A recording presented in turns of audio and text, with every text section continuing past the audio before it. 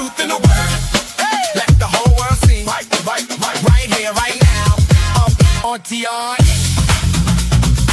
I think like if we would have went sports here, I would have shown my true ignorance in the subject. So, my true ignorance. Come on now. I'm you brought up the Pittsburgh Bulls for Pete's sake. I literally, someone's ears ringing right now, going, "We're being mentioned, and it's been over 30 years." We're back. Hey, hey, listen, if we can ever interview anybody from the Pittsburgh Bulls, I'm in. Actually, I would like to speak with more professional athletes. Obviously, like Wayne has full of great stories. Athletes are hard to get a hold of whenever they're playing, of course, and then afterwards, there's deals to be made. And doing a show like mine, I get it. So if there's a Pittsburgh Bull out there who wants to come on the show, you're welcome. I'd love to talk to you.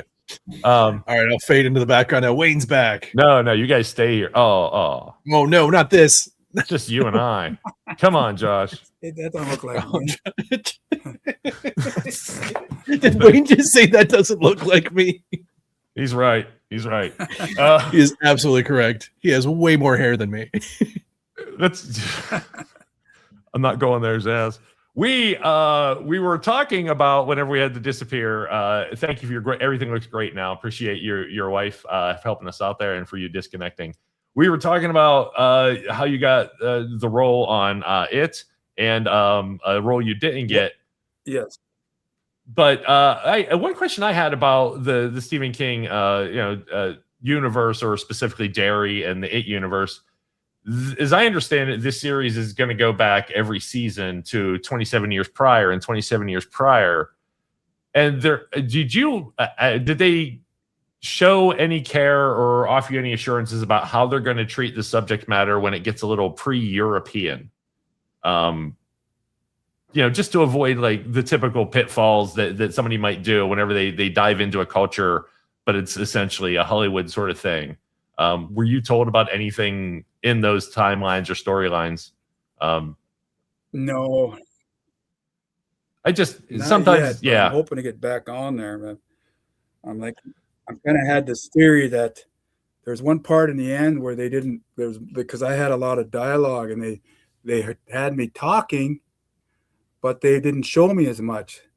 So they kind of just zoomed in at me at the end.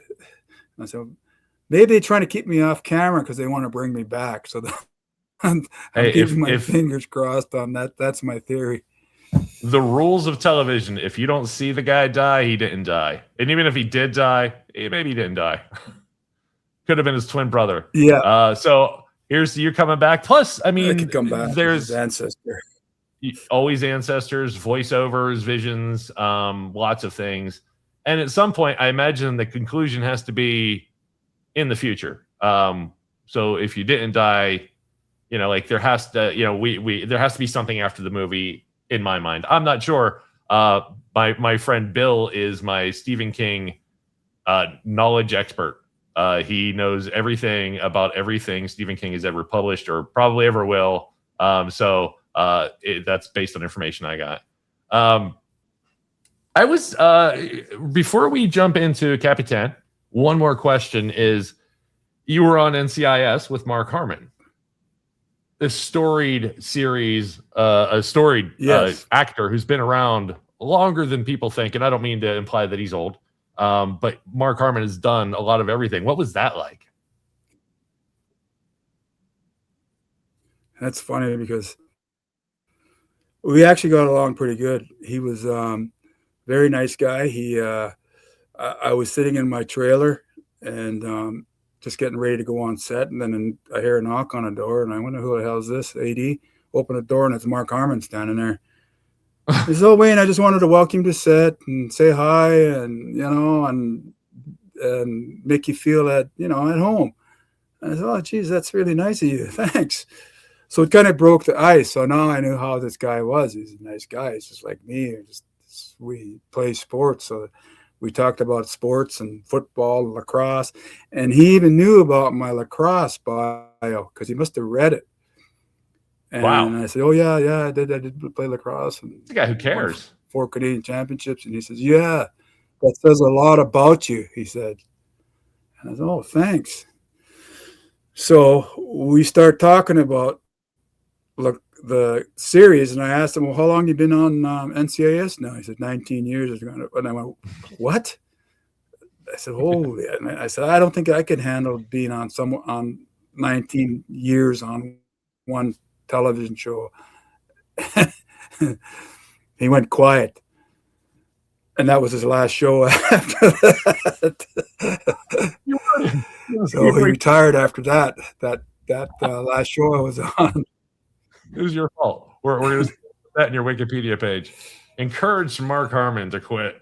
No, of course not. But yeah, blame me. But I said that though. No, he was probably already thinking about it. Oh yeah, he probably wondered what you had heard because he's like, yeah, he was a really good with guy. his background. I worked with him and had a good time. Awesome, and thank you, Leslie. Put that in our chat for me to ask, and I want to thank her. When you so yes, in it was lacrosse, fun. When you are playing lacrosse, you have to know somebody else's body language to anticipate where they're going, how to react, how to take a hit they're going to deliver, that sort of thing. Did you discover that your study of body language and human movement has helped your acting career as well? Like, are you using those, like, even subconsciously, like, to know that somebody should stand like this if they're about to attack, or somebody should stand like this if they're relaxed? Is that knowledge flow through you in a different role?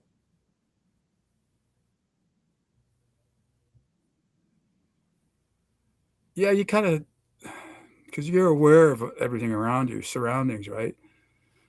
Even on the floor, you're playing, you're looking over there, you're looking, okay, what's that guy gonna do, or what's the next move? So you're anticipating things. So and it's the same thing when you get on set. You're not just standing there like a talking head.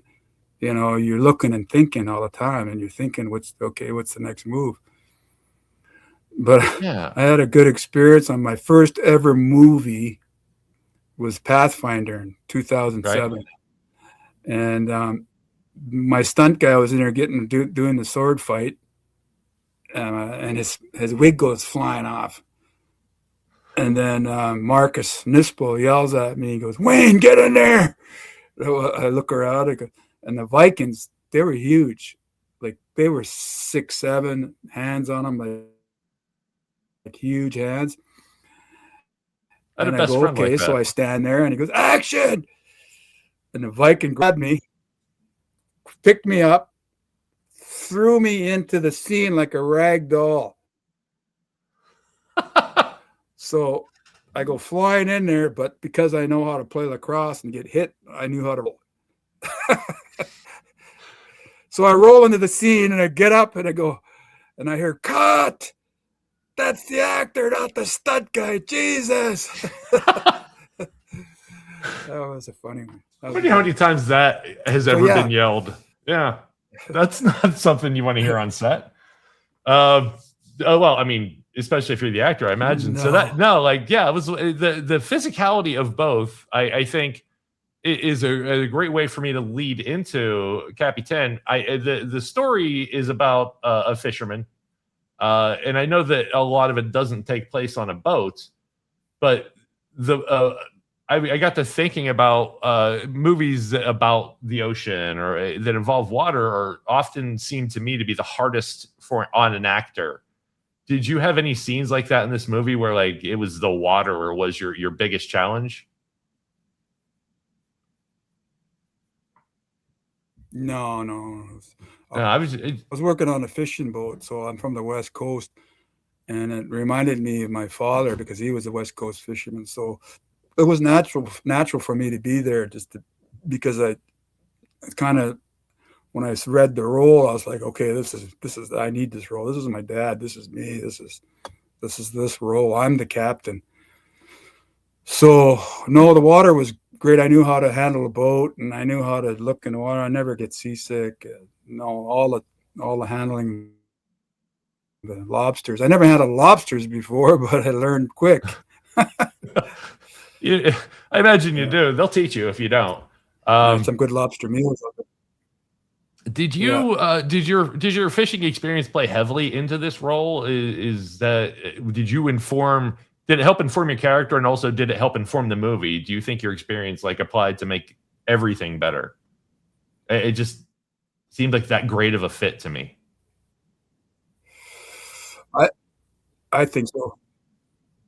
Yeah. Yeah, I think so because, like I said, it came natural to me. I'm by the water. I'm always fishing. So, and there's some fishing scenes I had to tell them what to do because they didn't know how to handle rods or anything. I said fishing rods and stuff. So I even improvised and did my own dialogue when I'm walking down to the river talking about fishing. So, and they kept that all in and used it. Right on. The authenticity. Because I knew what I was talking about. Matters. Yeah.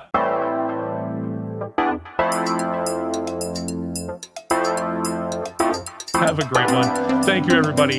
Have a wonderful night. Be safe out there. Treat each other well.